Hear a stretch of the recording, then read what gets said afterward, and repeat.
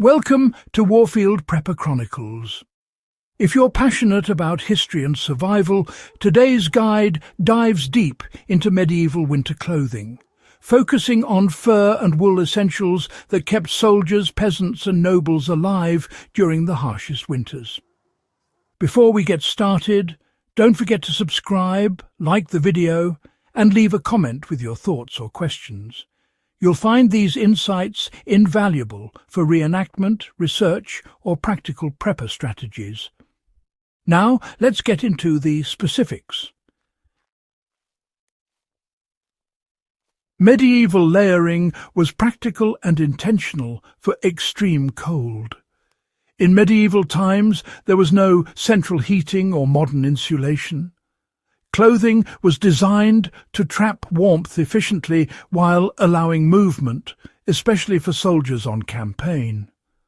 Wool was the primary material for base layers because it retained heat even when damp, unlike linen or early cotton blends. A standard outfit began with a woolen undergarment, often a simple tunic that reached mid-thigh or knee. This layer served as the first line of insulation, pulling sweat away from the body while keeping core warmth intact. Over this, an additional woolen layer, commonly called a coat-hardy for men or a kirtle for women, added both insulation and structure.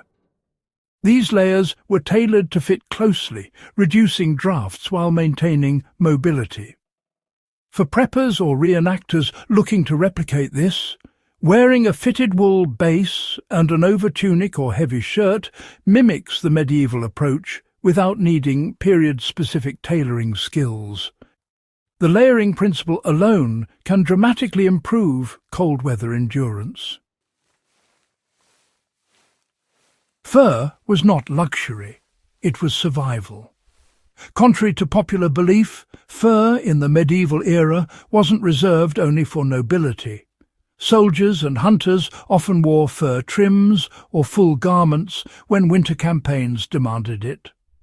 Fox, rabbit and sheep pelts were commonly used, sometimes stitched into cloaks or lined into hoods. Fur provided a barrier against wind chill and retained warmth far more effectively than wool alone.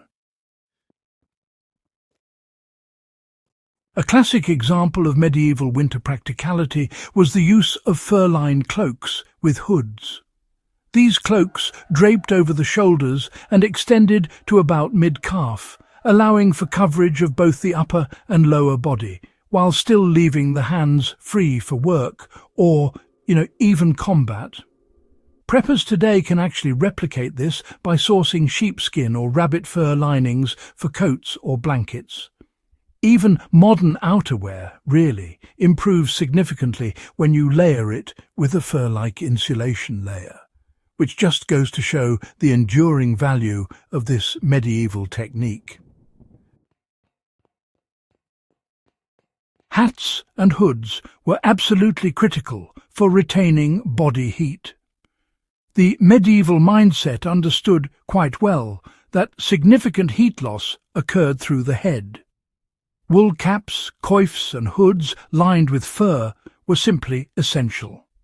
For soldiers, the padded arming cap or chaperon served dual purposes: warmth and cushioning under helmets.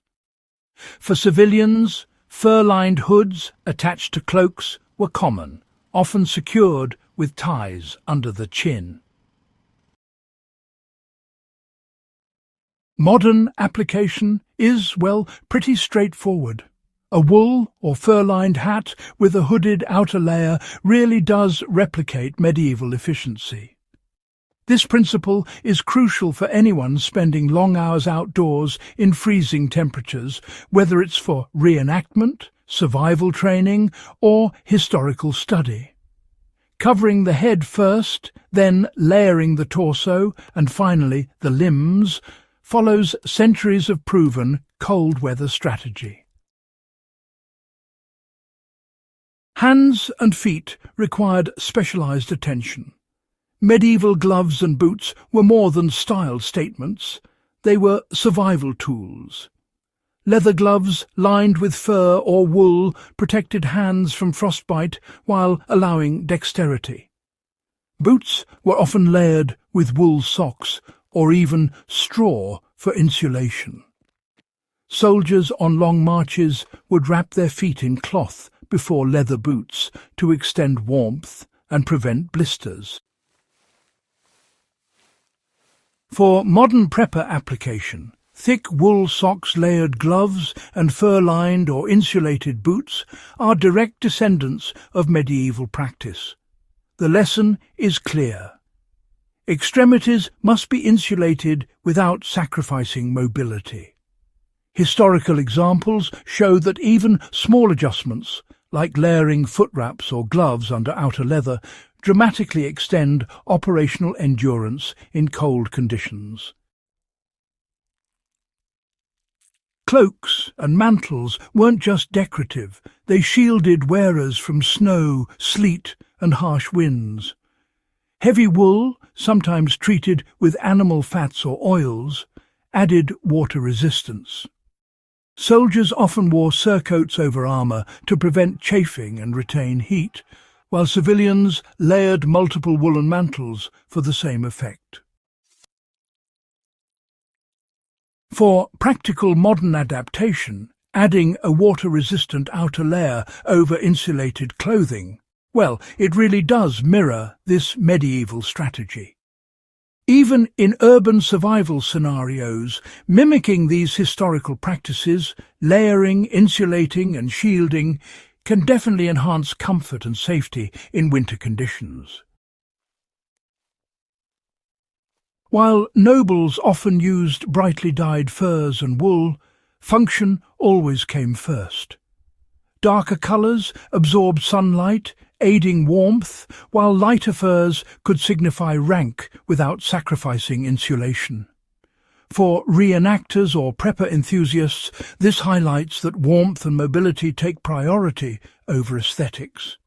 Though, historical accuracy allows for layered colour coding when appropriate. If you're a prepper, reenactor or history enthusiast, start with wool base layers, add a thick mid-layer, then secure a fur-lined outer layer. Protect your head with hoods or caps, insulate hands and feet, and use cloaks or coats that shield against wind and moisture. These techniques are centuries tested and directly applicable today, whether in cold weather survival, historical reenactment, or extended outdoor campaigns. Medieval winter clothing was not fashion for fashion's sake. Every layer, every fur trim, and every cloak had a purpose. Understanding these choices helps us replicate survival strategies that were tested under harsh conditions, and honestly can still inform modern cold weather preparedness. If you found this guide useful, subscribe to Warfield Prepper Chronicles for more in-depth historical and survivalist content. Like this video, leave a comment with your favourite medieval winter tip, and share this with fellow history enthusiasts. Applying these lessons today ensures you stay warm, informed, and historically accurate.